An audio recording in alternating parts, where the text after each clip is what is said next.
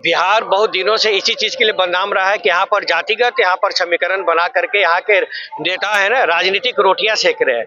इसी कंसेप्ट को खत्म करने के लिए आम आदमी पार्टी आई है। आम आदमी पार्टी जात पात और धर्म की राजनीति नहीं करती है। हम लोग हमेशा शिक्षा, स्वास्थ्य, बिजली और बदलाव की राजनीति करते हैं। आम आदमी पार्टी यहाँ की राजनीतिक सोच को बदलने के, आम आदमी पार्टी एक राजनीतिक क्रांति है और धीरे धीरे बिहार ही नहीं पूरे देश की जनता आम आदमी पार्टी को एक्सेप्ट कर रही है।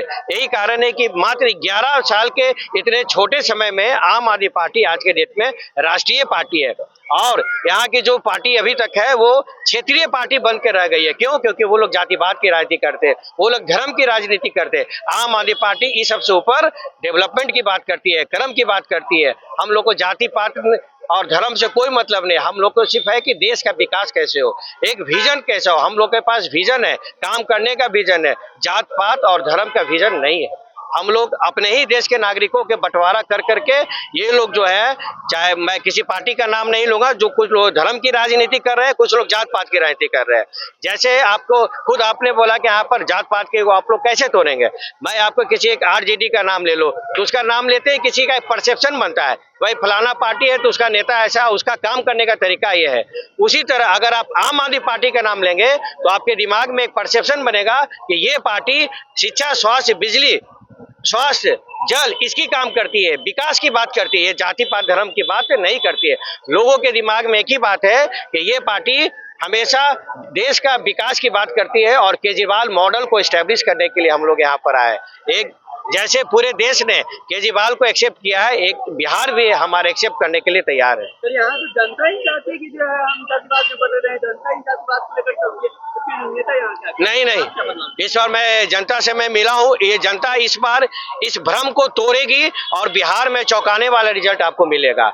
हम लोग का एक ही नारा है, चुपचाप झाड़ू छाप। एक दिन यहाँ की जनता भी इस बेरी को तोड़ेगी, यहाँ के जात पात और धर्म की राजनीति को तोड़ेगी और केजरीवाल मॉडल को एक्सेप्ट करके बिहार को विकास की राह पर ले जाएगी। बिहार में आगे परिवर्तन के लिए क्या कुछ आप आदमी पार्टी जो है क्या कुछ सोचे है, क्या कुछ योजना निकाले हैं?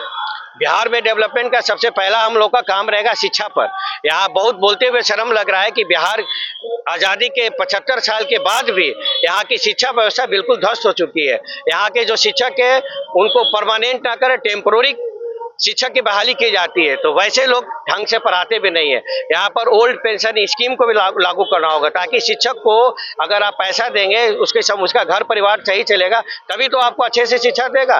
दूसरा, यहाँ के स्कूल की बिल्डिंग पूरी जर्जर स्थिति में है, कब बिल्डिंग की छत गिर जाए उसका कोई ठिकाना नहीं है।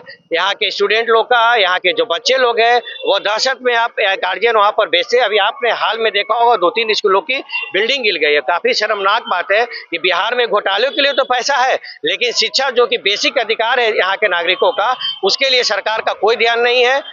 यहाँ के नागरिकों का जान माल की सुरक्षा के साथ खिलवाड़ हो रहा है और आम आदमी पार्टी सबसे पहले शिक्षा के गिरते स्तर को उठाएगी और यहाँ के नागरिकों को अच्छा शिक्षा मुहैया कराएगी। सर 301 बिजली फ्री 10,000 मोहल्ला के लेकर भैया समान जो है 3,000 मासिक और बेटी को शांत दे रहे पैसा, लेकिन ये पैसा आएगा कहाँ से? सरकार कहाँ से खर्च कीजिएगा? देखिए, पूर्व में भी ये मॉडल जो हम लोग जब लेकर आए थे 300 यूनिट बिजली फ्री देंगे, महिलाओं को बस यात्रा फ्री करेंगे, बुजुर्गों को तीर्थ यात्रा कराएंगे, तब लोगों ने ये सवाल किया था कि आप ये पैसा कहाँ से लाएंगे, सरकारी खजाना उड़ा तो नहीं देंगे।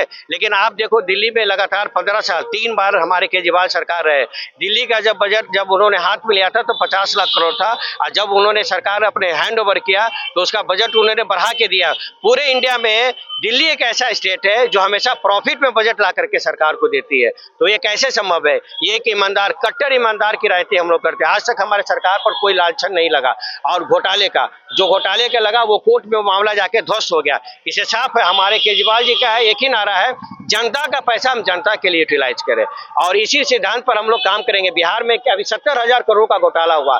70,000 करोड़ को अगर आप, बिहार की आबादी मात्र 15 करोड़ है, इसको आप 70 करोड़ भी मानोगे, बिहार की आबादी थोड़ी देर के लिए मान ले 70 करोड़ है तो 70,000 17,000 करोड़ को 70 करोड़ से आप डिवाइड करोगे, एक नागरिकों का 100 करोड़ रुपया जाता है। वो 100 करोड़ रुपया कहाँ गया? किसी नागरिक को क्या मिला? सरकार समय पर चुनावी का जब दौरा आता है तो रात को 10 बजे जाकर रोड का शिलान्यास करती है और जल्दी से जल्दी महिलाओं को कभी 10,000 बांट रही है, कभी 100 यूनिट बिजली फ्री कर रही है। ये सब क्या है? आप चुनावी के समय आप घोषणाओं की आप घोषणा करते हैं और उस समय से आप सोए हुए थे।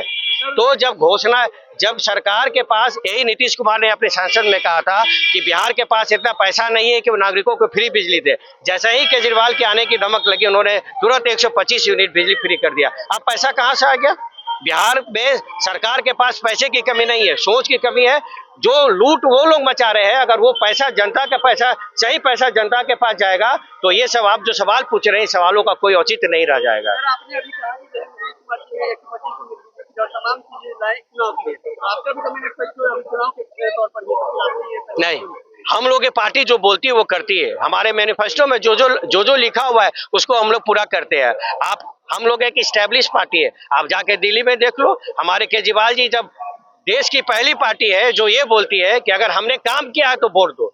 किसी राजनीतिक दल में आज तक ऐसा कहा है कि काम किया है तो वोट दो? वो लोग चुनाव के समय बोलते हैं धर्म के नाम पर वोट दो, आप यादव हो तो आप कुर्मी हो तो आप बनिया हो, उसके नाम पर वोट दो। हम लोग ये सब वोट है, हम लोग हमेशा मांगते हैं काम किया है तो वोट दो।